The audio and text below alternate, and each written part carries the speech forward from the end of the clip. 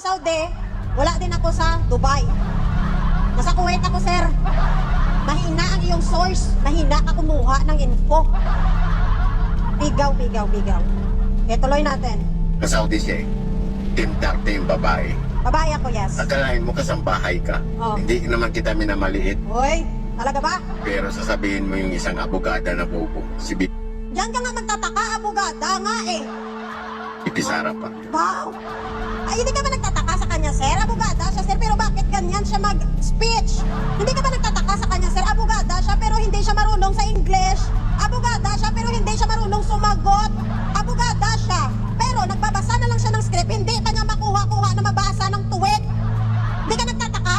So, wala kang karapatan mag-ano, kasambahay. Kasi hindi mo daw ako minamaliit, pero i-compare mo ako sa abogada. Pero sir, ito naman sasabi ko sa'yo. Kahit kasambahay ako, kahit wala man akong tinapos sa buhay ko, alam mo sir, kaya kong magbasa ng tuwid. Oh, kaya kong magbasa ng tuwid. Bigyan mo ko ng script, kaya kong basahin ng tuwid yan. Kaya nga nakapagtataka ito eh. Abogada, pero mas daig mo pa at ng anak mo kung magbasa.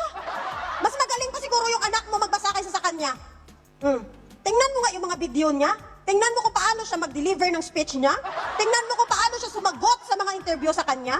Yan ba yung matalino? Yan ba yung abogada? Sa lahat ng abogada na nakilala ko, ewan ko lang. Masaktan na kayo kung masaktan, pero yan ang totoo. Huwag nyo nang lukohin yung sarili nyo. Nakikita nyo naman, naririnig nyo naman eh. Naririnig nyo, nakikita nyo, at alam ko, naiintindihan mo. O ngayon, kahit ikaw siguro, nahihinaan ka din sa kanya, pero ayaw nyo tanggapin yan kasi nga idolo nyo.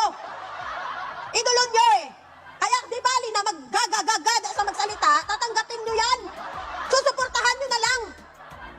Wala eh, walang choice eh. Kailangan suportahan. Tigilan mo ako ha. Saan ka kumuha ng kapal ng mukha mo? Saan din kayo kumukuha ng kapal ng mukha nyo para yaw-yawin ang Pangulo? Saan kayo kumukuha ng mukha nyo para siraan ang aming Pangulo? Na wala namang ginagawang masama sa inyo. Ngayon lumalaban kami, nilalaban lang namin ang katotohanan, magagalit kayo? Ano, kayo lang may karapatan na magsabi ng mag-criticize ng politiko? Ay wow! Ano kayo, Lord? Lord kayo? Namihasa kayo kasi noon tumatahimik lang kami. Ngayon nandito kami para ilaban ng Pilipinas, ilaban ng gobyerno namin. Nagagalit ka? Huwag mong gamitin sa akin ang kasambahay, sir. Kasi kahit magbasa ako, sir, bigyan mo ko ng script, kaya akong basahin ng tuwid. Animal ka. Ang kahumugot ng kapal ng mukha mo. Ano bang pinagmamalaki mo? Ano bang pinag-aralan mo? Wala akong pinag-aralan. Wala akong tinapos. High school graduate ako. Pero kaya kong magbasa at mag-deliver ng speech ng maayos. Sige nga, sasabihan mong bubo. Si Sara. Ay, abogada yan. Yun na nga eh, abogada siya. Pero bakit ganyan siya? Kahit ikaw ba, hindi ka nagtataka? Tinginan yan. Kahit sinong akwan, sinasabihan niya, pati sa Atty. Baligod. Hoy, excuse me, kinukall out ko si Baligod kasi ang mga 18 Marines niya patago-tago. Sinabihan ko bang bobo si Baligod? Hindi. Sinabihan ko si Baligod, bakit patago-tago ang kanyang mga 18 Marines? I never tell Baligod good na bobo siya. Kahit i-review mo ang aking mga video, wala ko sinabing bobo si Baligod good. Kasi between Sara and Baligod good, mas matino pa siguro utak ni Baligod good kaysa kay Sara. Kahit pa paano si Baligod good, pag tinanong mo, sumasagot ka.